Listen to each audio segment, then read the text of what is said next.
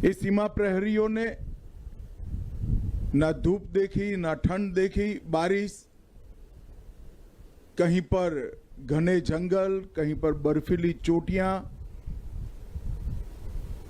45 degree temperature से लेकर -45 degree temperature तक हमारे सीमा प्रहरियों ने भारत की सीमाओं की सुरक्षा का जो उनको दायित्व सौंपा गया है, इसका बहुत अच्छे तरीके से कर्तव्यपरायणता, वीरता, साहस और सर्वोच्च बलिदान की भावना के साथ निर्वहन किया है। और एक करते करते हमारे 2000 साथी अपना सर्वोच्च बलिदान देकर भारत की सुरक्षा के लिए अपना बलिदान दिए हैं। ये 2000 सीमा प्रहरियों का बलिदान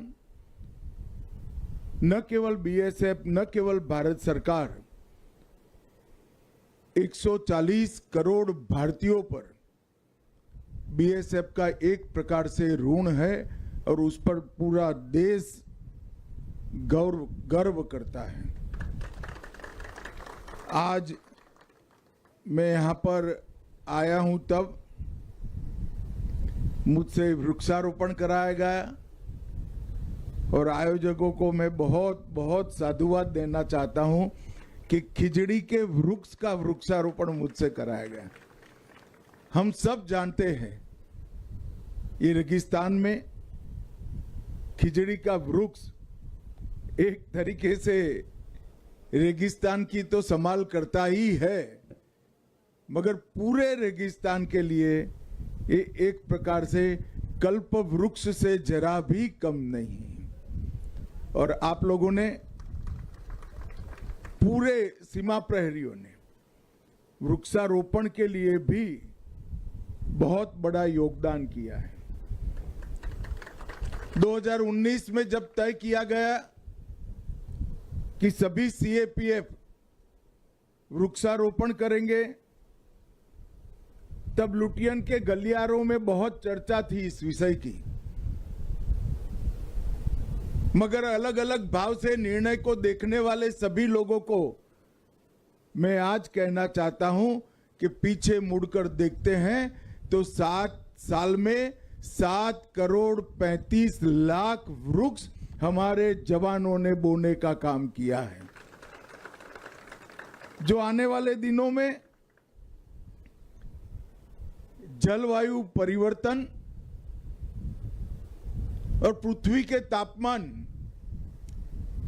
दोनों के लिए बहुत बड़े उपकारक सिद्ध होने वाले हैं।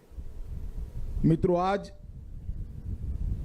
कार्यक्रम तो आपकी चौकी का विजिट का था, मगर मेरे हाथों से महिला बैरकों का उद्घाटन भी कराया है। जब हमने तय किया कि जेंडर न्यूट्रल तरीके से हर काम में हमारे देश की बेटियों का सहयोग लिया जाएगा, इनको मौका दिया जाएगा, तब एक विवाद था कि बॉर्डर की सुरक्षा में बेटियां क्या कर सकती है और उनकी सुविधाओं का क्या। मगर मुझे कहते हुए आनंद है, बेटियों ने बेटों से 2 कदम आगे बढ़कर सुरक्षा में अपना योगदान दिया है। और जहां तक सुविधाओं का सवाल है, सैन्य 2030 तक सारी बेटियों के लिए हम सुविधा भी सुनिश्चित कर लेंगे।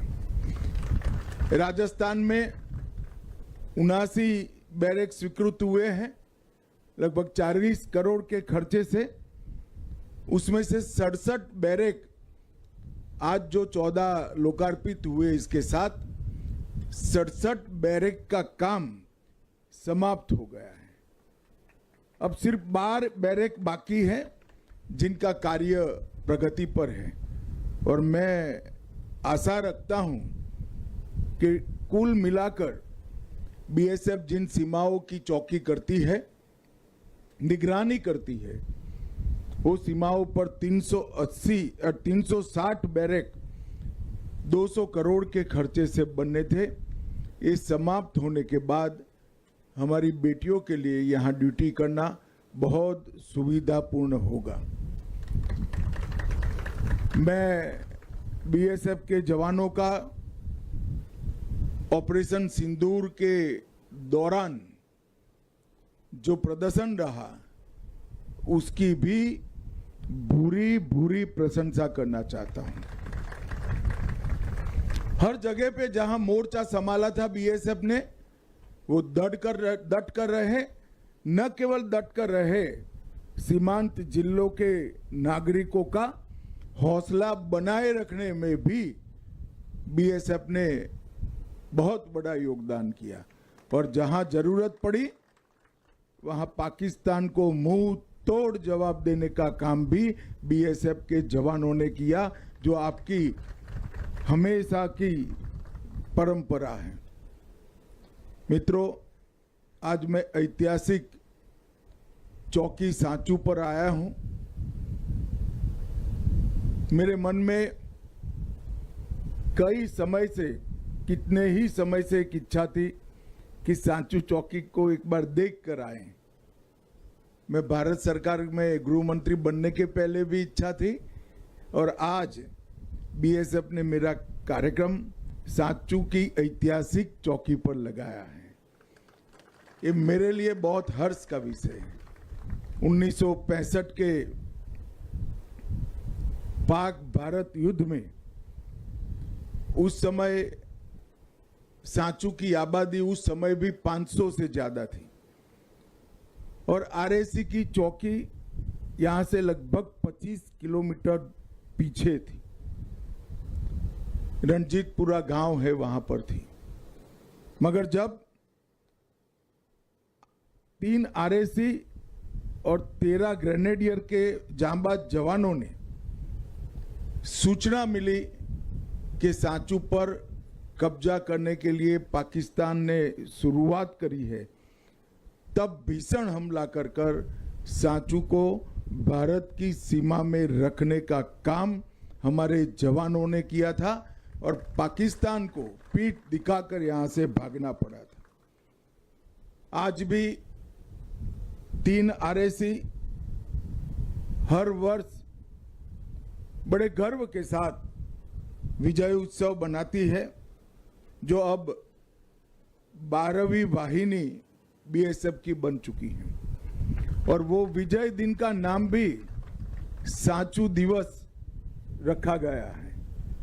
ये पोस्ट भारत के युद्धों के इतिहास में स्वर्णिम अक्षरों से अंकित है। आज मैं भी वही भूमि पर खड़ा रहकर आपसे बात कर रहा हूं। ये मेरे लिए बहुत बहुत आनंद का विषय है। मित्रों, 179वीं बटालियन की एक बहुत महत्वपूर्ण बीओपी है,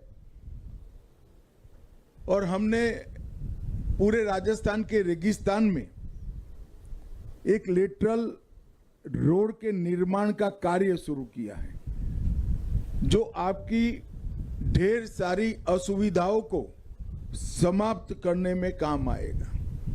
लगभग 1096 किलोमीटर लंबी लेटरल रोड और 520 किलोमीटर लंबी एक्सियल रोड, ये दोनों मिलाकर बीएसएफ के जवानों की सारी सुविधाओं की भी चिंता करेंगे, और कनेक्टिविटी को भी बहुत लाइव और उपयोगी बनाएंगे।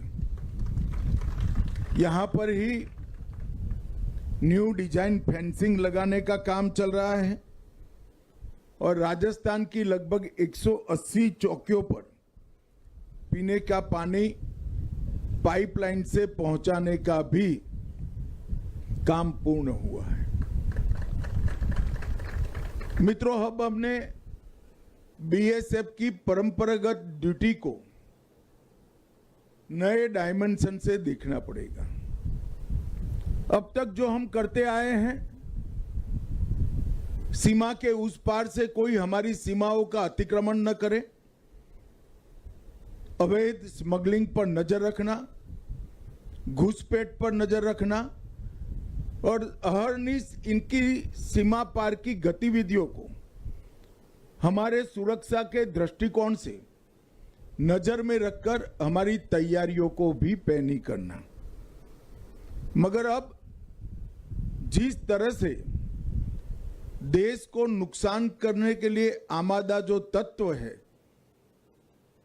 वो टेक्नोलॉजी का उपयोग कर रहे हैं, उसको देखते हुए भारत सरकार ने कुछ साल पहले एक निर्णय किया था, हालांकि राजस्थान में इसका कोई बहुत फर्क नहीं पड़ता है, कि बीएसएफ का कार्यक्षेत्र 15 किलोमीटर से बढ़ाकर हमने 50 किलोमीटर करा। उस वक्त गृह मंत्रालय में और कंसर्न राज्य में बड़ी बहस छिड़ी थी कि क्या जरूरी है। तब मैंने ज्यादा कोई जवाब नहीं दिया था और हमने एक निर्णय कर दिया था। वो निर्णय करने के पीछे एक मंशा थी कि सिर्फ सीमाओं की सुरक्षा कर कर हम देश की सुरक्षा सुनिश्चित नहीं कर सकते। हमने क्षेत्रीय सुरक्षा का राज्य सरकारों के साथ रहकर चिंता भी करना पड़ेगा और वो जिम्मेदारी का निर्वहन भी करना पड़ेगा। हमारी जिम्मेदारी है कि सीमा से नजदीक 50 किलोमीटर के किसी भी गांव में कोई अवैध निर्माण होता है तो हम सिविल प्रशासन को सूचित करें, कलेक्टर को सूचित करें, एसपी को सूचित करें।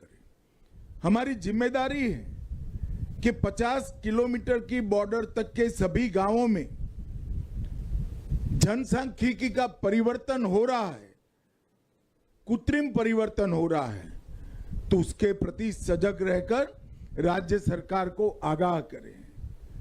हमारी जिम्मेदारी है कि ड्रोन और अन्य उपकरणों से नारकोटिक्स और हथियारों की स्मगलिंग होती है तो इसको कठोरता के साथ बंद करने के सारे उपाय हम करें।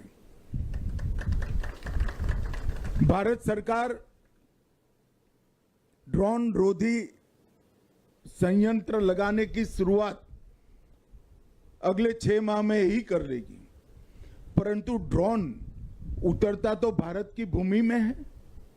कौन रिसीव करता है, कौन इसके अंदर के मटेरियल को देश विरोधी कार्यों के लिए उपयोग करता है, इस पर हमारी पैनी नजर होनी चाहिए। और इसके लिए, इसके न्यूट्रलाइजेशन के लिए सिविल अथॉरिटी और डिस्ट्रिक्ट पुलिस से हमारा जीवंत संपर्क होना चाहिए और परिणाम लक्षी कार्यवाही भी हमने करनी पड़ेगी। सीमांत गांवों का विकास नरेंद्र मोदी जी ने जो योजना बनाई है इसके तहत हो रहा है, वाइब्रेंट विलेज प्रोग्राम के तहत। इसमें बीएसएफ ने लीड लेनी चाहिए और राज्य सरकार और भारत सरकार दोनों की जन कल्याण की योजनाओं का सीमांत गांवों में 100% सैचुरेशन आए, इसके लिए भी हमने काम करना है। यहाँ की प्राइमरी स्कूलें, सेकेंडरी स्कूलें और हायर सेकेंडरी तक हम लोगों का बच्चों से, किशोरों से और युवाओं से संवाद होना चाहिए। सीमांत गांव में रखने वाली सभी जागरूकता से हमारी आने वाली पीढ़ियों को हमें जागरूक करना पड़ेगा और ये बीएसएफ, सेना और जागरूक नागरिक, ये तीनों मिलकर एक मजबूत सुरक्षा की ग्रिड बना सकते हैं। और इसके साथ साथ यहाँ की सरकार का स्थानीय प्रशासन, ये चतुष्कोण जब तक हम समाप्त नहीं करते हैं, कभी भी हम सुरक्षित सीमा की कल्पना नहीं कर सकते। सरहद के उस पार से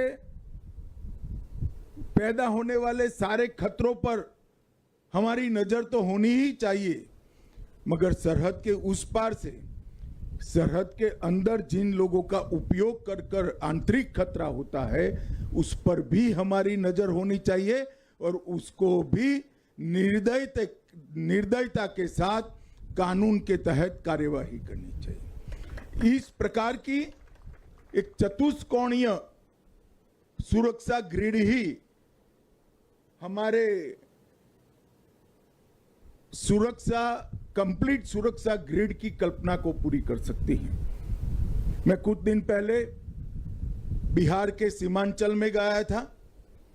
वहां पर एक डिटेल मीटिंग इस बारे में स्थानीय प्रशासन और बिहार सरकार के साथ हुई थी।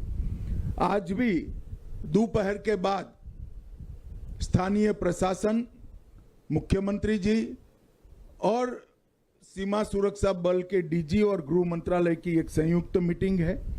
इसके बाद कच्छ की सरहद पर मीटिंग है। इसके बाद त्रिपुरा की बॉर्डर पर मीटिंग है और अंततोगत्वा बंगाल में भी ये मीटिंग को हमने सुनिश्चित कर दिया है। तो बीएसएफ की एक प्रकार से दोनों देशों की बॉर्डर जो आपकी सुरक्षा का जिम्मा है, वहां पर हमने चतुष्कोणीय सुरक्षा ग्रिड को मजबूत करना है। एक प्रकार से कई लोग उसको 4 लेयर कहने का प्रयास करते हैं। ये 4 लेयर नहीं है। किसी भी खतरे के लिए चारों चार की संयुक्त जिम्मेदारी करनी है और इसीलिए मैं चतुष्कोणीय ग्रिड का नाम देता हूं।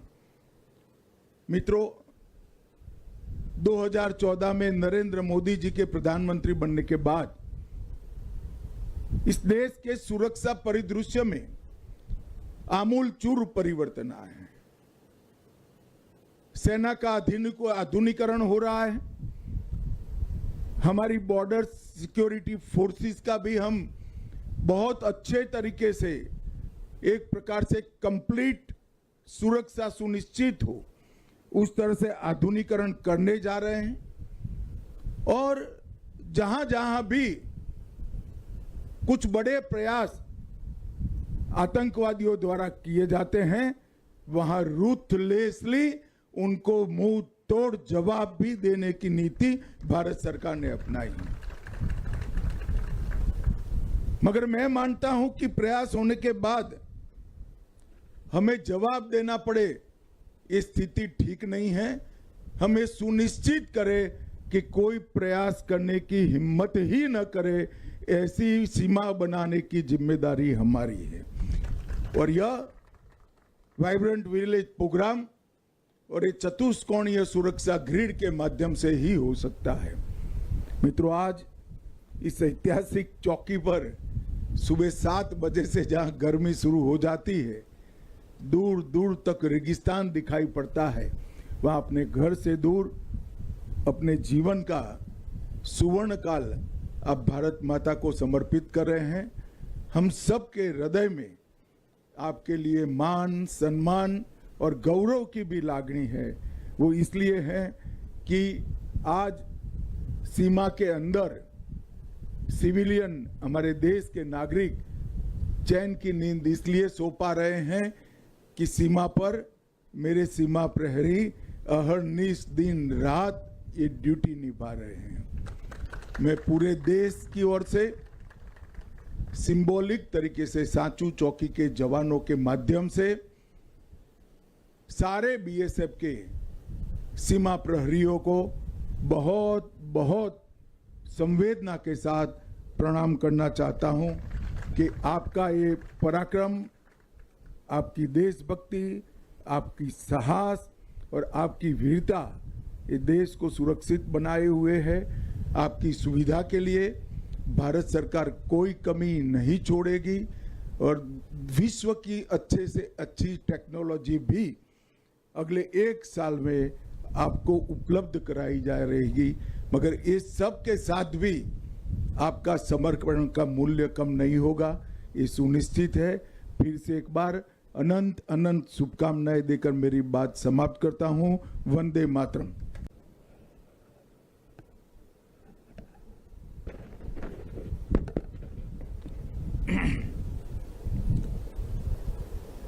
आज के इस छोटे मगर बहुत महत्वपूर्ण कार्यक्रम में मेरे साथ मंच पर उपस्थित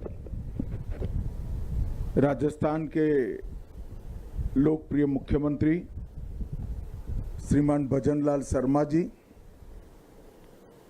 मोदी जी की मंत्रिपरिषद में मेरे साथी,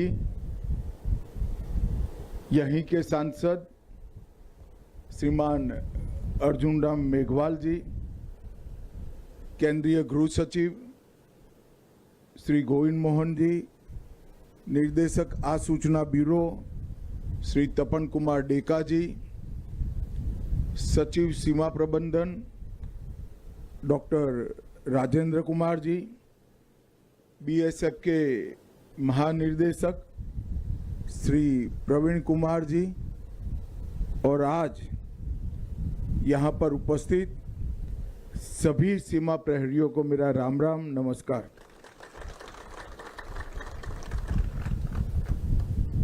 सबसे पहले मैं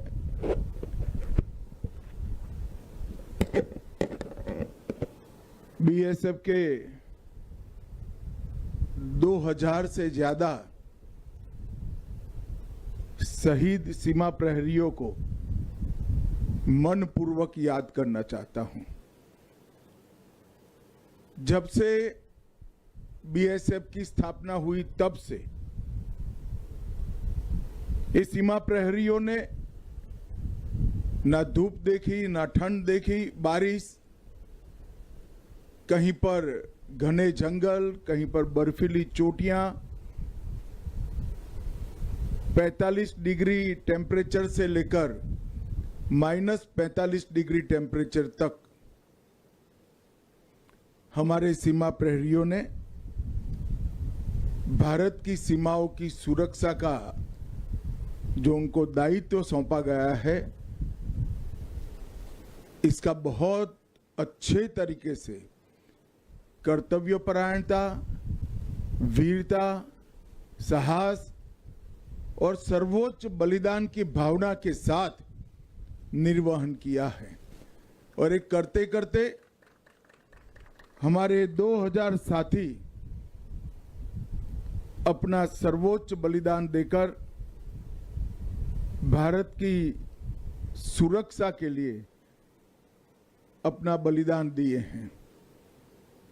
ये 2000 सीमा प्रहरियों का बलिदान न केवल बीएसएफ, न केवल भारत सरकार, 140 करोड़ भारतीयों पर बीएसएफ का एक प्रकार से ऋण है और उस पर पूरा देश गर्व करता है। आज मैं यहां पर आया हूं तब मुझसे वृक्षारोपण कराया गया और आयोजकों को मैं बहुत बहुत साधुवाद देना चाहता हूं कि खिजड़ी के वृक्ष का वृक्षारोपण मुझसे कराया गया। हम सब जानते हैं ये रेगिस्तान में खिजड़ी का वृक्ष एक तरीके से रेगिस्तान की तो संभाल करता ही है, मगर पूरे रेगिस्तान के लिए ये एक प्रकार से कल्प वृक्ष से जरा भी कम नहीं। और आप लोगों ने, पूरे सीमा प्रहरियों ने वृक्षारोपण के लिए भी बहुत बड़ा योगदान किया है। 2019 में जब तय किया गया कि सभी सीएपीएफ वृक्षारोपण करेंगे, तब लुटियन के गलियारों में बहुत चर्चा थी इस विषय की, मगर अलग अलग भाव से निर्णय को देखने वाले सभी लोगों को मैं आज कहना चाहता हूं कि पीछे मुड़कर देखते हैं तो 7 साल में 7 करोड़ 35 लाख वृक्ष हमारे जवानों ने बोने का काम किया है, जो आने वाले दिनों में जलवायु परिवर्तन और पृथ्वी के तापमान दोनों के लिए बहुत बड़े उपकारक सिद्ध होने वाले हैं। मित्रों, आज कार्यक्रम तो आपकी चौकी का विजिट का था, मगर मेरे हाथों से महिला बैरकों का उद्घाटन भी कराया है। जब हमने तय किया कि जेंडर न्यूट्रल तरीके से हर काम में हमारे देश की बेटियों का सहयोग लिया जाएगा, इनको मौका दिया जाएगा, तब एक विवाद था कि बॉर्डर की सुरक्षा में बेटियां क्या कर सकती है और उनकी सुविधाओं का क्या।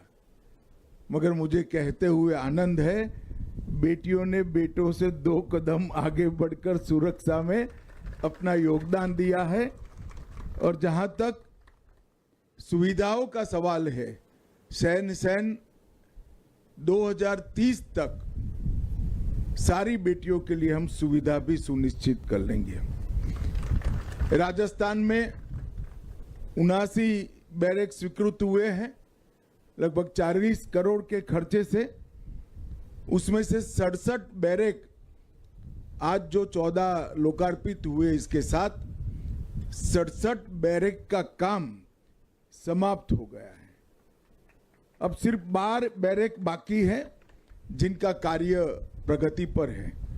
और मैं आशा रखता हूं कि कुल मिलाकर बीएसएफ जिन सीमाओं की चौकी करती है, निगरानी करती है, वो सीमाओं पर 380 और 360 बैरक 200 करोड़ के खर्चे से बनने थे। ये समाप्त होने के बाद हमारी बेटियों के लिए यहां ड्यूटी करना बहुत सुविधापूर्ण होगा। मैं बीएसएफ के जवानों का ऑपरेशन सिंदूर के दौरान जो प्रदर्शन रहा, उसकी भी भूरी प्रशंसा करना चाहता हूं। हर जगह पे जहां मोर्चा संभाला था बीएसएफ ने, वो डट कर रहे, न केवल डट कर रहे, सीमांत जिलों के नागरिकों का हौसला बनाए रखने में भी बीएसएफ ने बहुत बड़ा योगदान किया। और जहां जरूरत पड़ी वहां पाकिस्तान को मुंह तोड़ जवाब देने का काम भी बीएसएफ के जवानों ने किया, जो आपकी हमेशा की परंपरा है। मित्रों, आज मैं ऐतिहासिक चौकी सांचू पर आया हूं। मेरे मन में कितने ही समय से एक इच्छा थी कि सांचू चौकी को एक बार देख कर आए। मैं भारत सरकार में गृह मंत्री बनने के पहले भी इच्छा थी, और आज बीएसएफ ने मेरा कार्यक्रम सांचू की ऐतिहासिक चौकी पर लगाया है। ये मेरे लिए बहुत हर्ष का विषय है। 1965 के पाक भारत युद्ध में उस समय सांचू की आबादी उस समय भी 500 से ज्यादा थी, और आरएसी की चौकी यहां से लगभग 25 किलोमीटर पीछे थी। रणजीतपुरा गांव है, वहां पर थी। मगर जब 3 आरएसी और 13 ग्रेनेडियर के जांबाज जवानों ने सूचना मिली कि सांचू पर कब्जा करने के लिए पाकिस्तान ने शुरुआत करी है, तब भीषण हमला कर सांचू को भारत की सीमा में रखने का काम हमारे जवानों ने किया था, और पाकिस्तान को पीठ दिखाकर यहां से भागना पड़ा था। आज भी 3 आरएसी हर वर्ष बड़े गर्व के साथ विजय उत्सव बनाती है, जो अब 12वीं वाहिनी बीएसएफ की बन चुकी है। और वो विजय दिन का नाम भी सांचू दिवस रखा गया है। ये पोस्ट भारत के युद्धों के इतिहास में स्वर्णिम अक्षरों से अंकित है। आज मैं भी वही भूमि पर खड़ा रहकर आपसे बात कर रहा हूं। ये मेरे लिए बहुत बहुत आनंद का विषय है मित्रों। 179वीं बटालियन की एक बहुत महत्वपूर्ण बीओपी है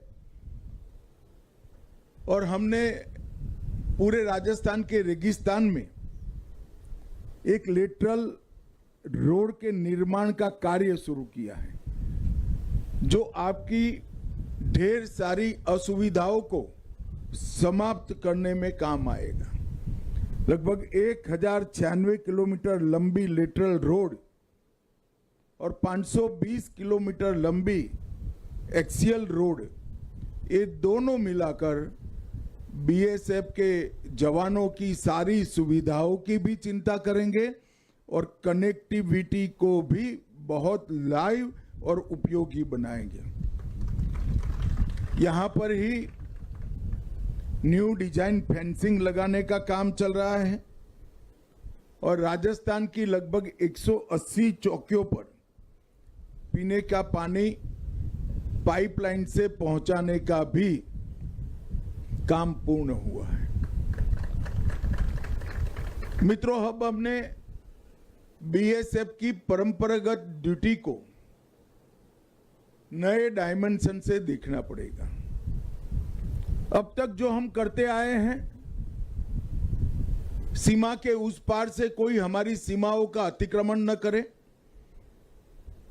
अवैध स्मगलिंग पर नजर रखना, घुसपैठ पर नजर रखना और अहरनिश इनकी सीमा पार की गतिविधियों को हमारे सुरक्षा के दृष्टिकोण से नजर में रखकर हमारी तैयारियों को भी पैनी करना। मगर अब जिस तरह से देश को नुकसान करने के लिए आमादा जो तत्व है वो टेक्नोलॉजी का उपयोग कर रहे हैं, उसको देखते हुए भारत सरकार ने कुछ साल पहले एक निर्णय किया था। हालांकि राजस्थान में इसका कोई बहुत फर्क नहीं पड़ता है कि बीएसएफ का कार्यक्षेत्र 15 किलोमीटर से बढ़ाकर हमने 50 किलोमीटर करा। उस वक्त गृह मंत्रालय में और कंसर्न राज्य में बड़ी बहस छिड़ी थी कि क्या जरूरी है। तब मैंने ज्यादा कोई जवाब नहीं दिया था और हमने एक निर्णय कर दिया था। वो निर्णय करने के पीछे एक मंशा थी कि सिर्फ सीमाओं की सुरक्षा कर कर हम देश की सुरक्षा सुनिश्चित नहीं कर सकते। हमने क्षेत्रीय सुरक्षा का राज्य सरकारों के साथ रहकर चिंता भी करना पड़ेगा और वो जिम्मेदारी का निर्वहन भी करना पड़ेगा। हमारी जिम्मेदारी है कि सीमा से नजदीक 50 किलोमीटर के किसी भी गांव में कोई अवैध निर्माण होता है तो हम सिविल प्रशासन को सूचित करें, कलेक्टर को सूचित करें, एसपी को सूचित करें। हमारी जिम्मेदारी है कि 50 किलोमीटर की बॉर्डर तक के सभी गांवों में जनसांख्यिकी का परिवर्तन हो रहा है, कृत्रिम परिवर्तन हो रहा है, तो उसके प्रति सजग रहकर राज्य सरकार को आगाह करें। हमारी जिम्मेदारी है कि ड्रोन और अन्य उपकरणों से नारकोटिक्स और हथियारों की स्मगलिंग होती है तो इसको कठोरता के साथ बंद करने के सारे उपाय हम करें। भारत सरकार ड्रोन रोधी संयंत्र लगाने की शुरुआत अगले 6 माह में ही कर लेगी, परंतु ड्रोन उतरता तो भारत की भूमि में है। कौन रिसीव करता है, कौन इसके अंदर के मटेरियल को देश विरोधी कार्यों के लिए उपयोग करता है, इस पर हमारी पैनी नजर होनी चाहिए। और इसके लिए, इसके न्यूट्रलाइजेशन के लिए सिविल अथॉरिटी और डिस्ट्रिक्ट पुलिस से हमारा जीवंत संपर्क होना चाहिए और परिणाम लक्षी कार्यवाही भी हमने करनी पड़ेगी। सीमांत गांवों का विकास नरेंद्र मोदी जी ने जो योजना बनाई है इसके तहत हो रहा है, वाइब्रेंट विलेज प्रोग्राम के तहत। इसमें बीएसएफ ने लीड लेनी चाहिए और राज्य सरकार और भारत सरकार दोनों की जन कल्याण की योजनाओं का सीमांत गांवों में 100% सैचुरेशन आए, इसके लिए भी हमने काम करना है। यहाँ की प्राइमरी स्कूलें, सेकेंडरी स्कूलें और हायर सेकेंडरी तक हम लोगों का बच्चों से, किशोरों से और युवाओं से संवाद होना चाहिए। सीमांत गांव में रखने वाली सभी जागरूकता से हमारी आने वाली पीढ़ियों को हमें जागरूक करना पड़ेगा और ये बीएसएफ, सेना और जागरूक नागरिक, ये तीनों मिलकर एक मजबूत सुरक्षा की ग्रिड बना सकते हैं। और इसके साथ साथ यहाँ की सरकार का स्थानीय प्रशासन, ये चतुष्कोण जब तक हम समाप्त नहीं करते हैं, कभी भी हम सुरक्षित सीमा की कल्पना नहीं कर सकते।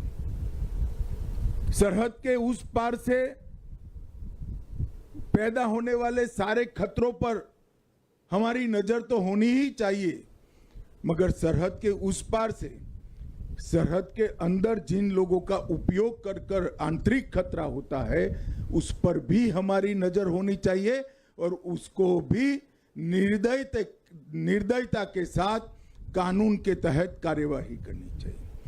इस प्रकार की एक चतुष्कोणीय सुरक्षा ग्रिड ही हमारे कंप्लीट सुरक्षा ग्रिड की कल्पना को पूरी कर सकती है। मैं कुछ दिन पहले बिहार के सीमांचल में गया था, वहां पर एक डिटेल मीटिंग इस बारे में स्थानीय प्रशासन और बिहार सरकार के साथ हुई थी। आज भी दोपहर के बाद स्थानीय प्रशासन, मुख्यमंत्री जी और सीमा सुरक्षा बल के डीजी और गृह मंत्रालय की एक संयुक्त मीटिंग है। इसके बाद कच्छ की सरहद पर मीटिंग है, इसके बाद त्रिपुरा की बॉर्डर पर मीटिंग है और अंततोगत्वा बंगाल में भी ये मीटिंग को हमने सुनिश्चित कर दिया है। तो बीएसएफ की एक प्रकार से दोनों देशों की बॉर्डर जो आपकी सुरक्षा का जिम्मा है, वहां पर हमने चतुष्कोणीय सुरक्षा ग्रिड को मजबूत करना है। एक प्रकार से कई लोग उसको 4 लेयर कहने का प्रयास करते हैं, ये 4 लेयर नहीं है। किसी भी खतरे के लिए चारों चार की संयुक्त जिम्मेदारी करनी है और इसीलिए मैं चतुष्कोणीय ग्रिड का नाम देता हूं। मित्रों, 2014 में नरेंद्र मोदी जी के प्रधानमंत्री बनने के बाद इस देश के सुरक्षा परिदृश्य में आमूलचूल परिवर्तन आए हैं। सेना का आधुनिकीकरण हो रहा है। हमारी बॉर्डर सिक्योरिटी फोर्सेस का भी हम बहुत अच्छे तरीके से एक प्रकार से कंप्लीट सुरक्षा सुनिश्चित हो उस तरह से आधुनिकीकरण करने जा रहे हैं। और जहां जहां भी कुछ बड़े प्रयास आतंकवादियों द्वारा किए जाते हैं, वहां रूथलेसली उनको मुंह तोड़ जवाब भी देने की नीति भारत सरकार ने अपनाई है। मगर मैं मानता हूं कि प्रयास होने के बाद हमें जवाब देना पड़े, ये स्थिति ठीक नहीं है। हमें सुनिश्चित करें कि कोई प्रयास करने की हिम्मत ही न करे, ऐसी सीमा बनाने की जिम्मेदारी हमारी है। और यह वाइब्रेंट विलेज प्रोग्राम और ये चतुष्कोणीय सुरक्षा ग्रिड के माध्यम से ही हो सकता है। मित्रों, आज इस ऐतिहासिक चौकी पर सुबह 7 बजे से जहां गर्मी शुरू हो जाती है, दूर दूर तक रेगिस्तान दिखाई पड़ता है, वहां अपने घर से दूर अपने जीवन का सुवर्ण काल आप भारत माता को समर्पित कर रहे हैं। हम सब के हृदय में आपके लिए मान, सम्मान और गौरव की भी लागणी है। वो इसलिए है कि आज सीमा के अंदर सिविलियन, हमारे देश के नागरिक चैन की नींद इसलिए सो पा रहे हैं कि सीमा पर मेरे सीमा प्रहरी अहर्निश दिन रात ये ड्यूटी निभा रहे हैं। मैं पूरे देश की ओर से सिंबॉलिक तरीके से सांचू चौकी के जवानों के माध्यम से सारे बीएसएफ के सीमा प्रहरियों को बहुत बहुत संवेदना के साथ प्रणाम करना चाहता हूं कि आपका ये पराक्रम, आपकी देशभक्ति, आपकी साहस और आपकी वीरता ये देश को सुरक्षित बनाए हुए है। आपकी सुविधा के लिए भारत सरकार कोई कमी नहीं छोड़ेगी और विश्व की अच्छे से अच्छी टेक्नोलॉजी भी अगले 1 साल में आपको उपलब्ध कराई जा रहेगी। मगर इस सब के साथ भी आपका समर्पण का मूल्य कम नहीं होगा, ये सुनिश्चित है। फिर से एक बार अनंत अनंत शुभकामनाएं देकर मेरी बात समाप्त करता हूं। वंदे मातरम।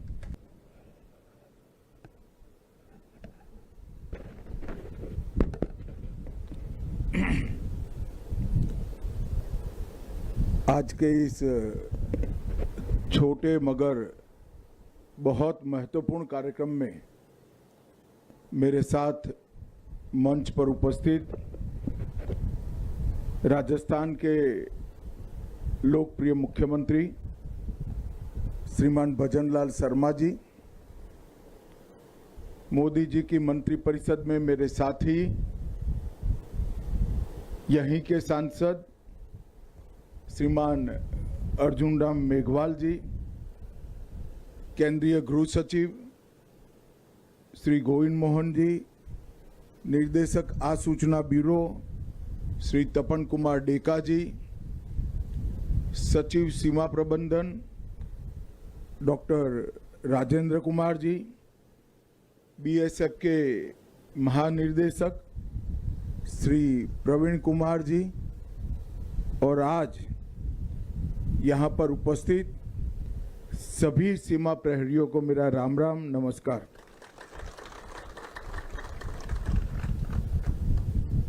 सबसे पहले मैं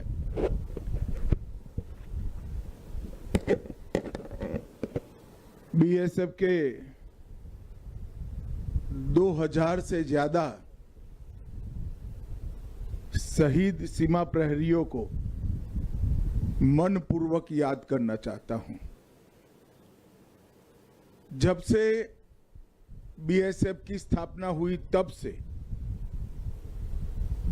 ये सीमा प्रहरियों ने ना धूप देखी, ना ठंड देखी, बारिश, कहीं पर घने जंगल, कहीं पर बर्फीली चोटियां,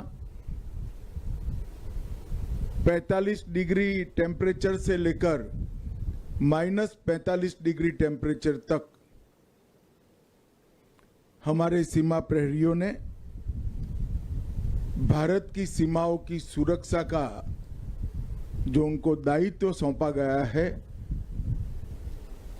इसका बहुत अच्छे तरीके से कर्तव्यपरायणता, वीरता, साहस और सर्वोच्च बलिदान की भावना के साथ निर्वहन किया है। और एक करते करते हमारे 2000 साथी अपना सर्वोच्च बलिदान देकर भारत की सुरक्षा के लिए अपना बलिदान दिए हैं। ये 2000 सीमा प्रहरियों का बलिदान न केवल बीएसएफ, न केवल भारत सरकार, 140 करोड़ भारतीयों पर बीएसएफ का एक प्रकार से ऋण है और उस पर पूरा देश गर्व करता है। आज मैं यहाँ पर आया हूँ तब मुझसे वृक्षारोपण कराया गया और आयोजकों को मैं बहुत बहुत साधुवाद देना चाहता हूँ कि खिजड़ी के वृक्ष का वृक्षारोपण मुझसे कराया गया।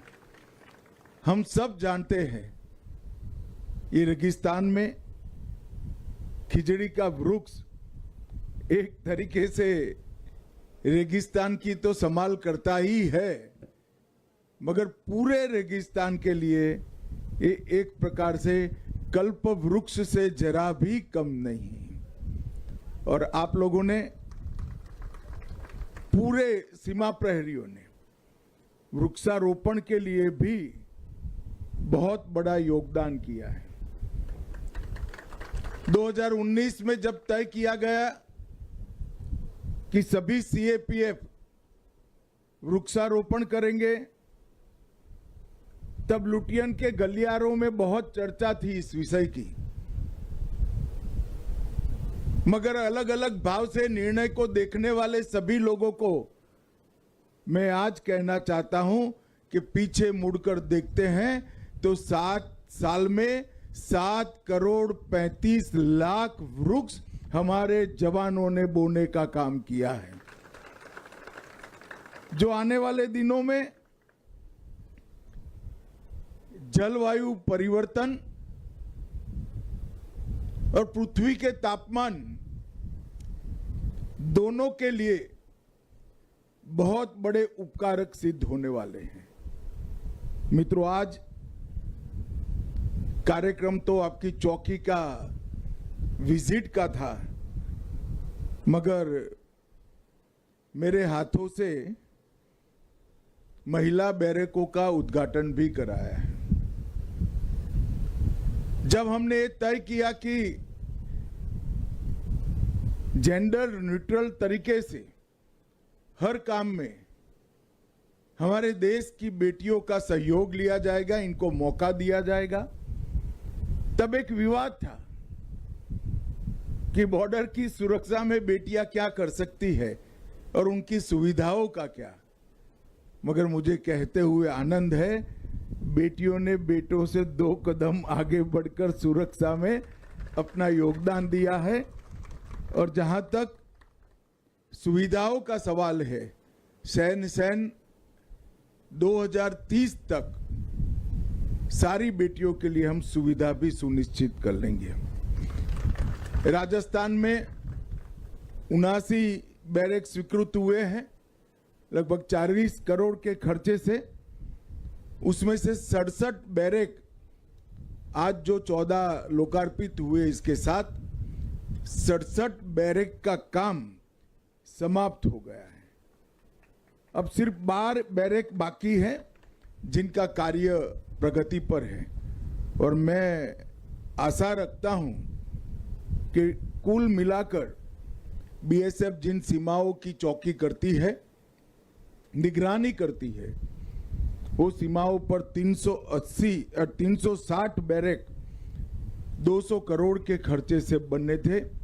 ये समाप्त होने के बाद हमारी बेटियों के लिए यहाँ ड्यूटी करना बहुत सुविधापूर्ण होगा। मैं बीएसएफ के जवानों का ऑपरेशन सिंदूर के दौरान जो प्रदर्शन रहा, उसकी भी भूरी प्रशंसा करना चाहता हूं। हर जगह पे जहां मोर्चा संभाला था बीएसएफ ने, वो डट कर रहे, न केवल डट कर रहे, सीमांत जिलों के नागरिकों का हौसला बनाए रखने में भी बीएसएफ ने बहुत बड़ा योगदान किया।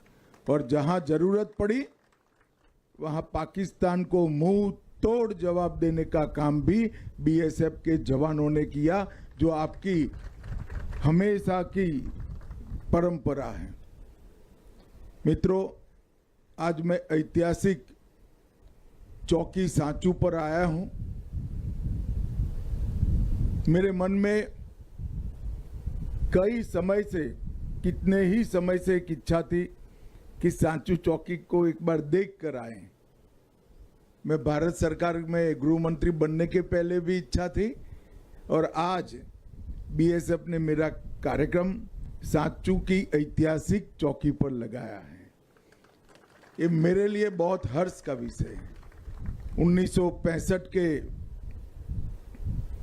पाक भारत युद्ध में उस समय सांचू की आबादी उस समय भी 500 से ज्यादा थी और आरएसी की चौकी यहां से लगभग 25 किलोमीटर पीछे थी। रणजीतपुरा गांव है वहां पर थी। मगर जब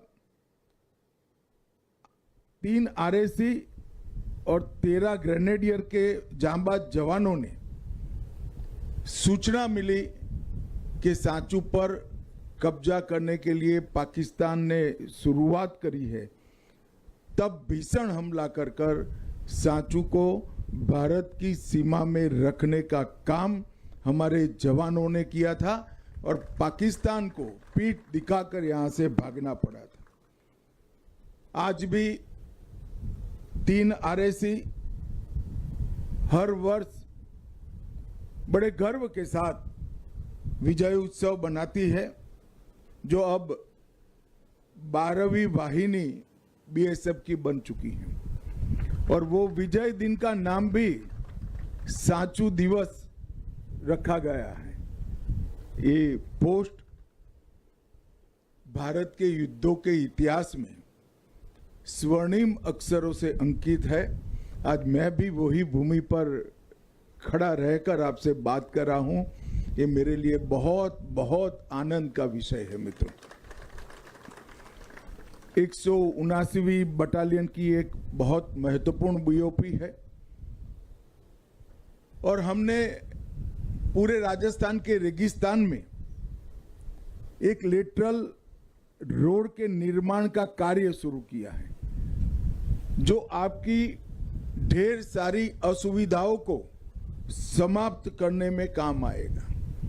लगभग 1096 किलोमीटर लंबी लेटरल रोड और 520 किलोमीटर लंबी एक्सियल रोड, ये दोनों मिलाकर बीएसएफ के जवानों की सारी सुविधाओं की भी चिंता करेंगे और कनेक्टिविटी को भी बहुत लाइव और उपयोगी बनाएंगे। यहां पर ही न्यू डिजाइन फेंसिंग लगाने का काम चल रहा है और राजस्थान की लगभग 180 चौकियों पर पीने का पानी पाइपलाइन से पहुंचाने का भी काम पूर्ण हुआ है।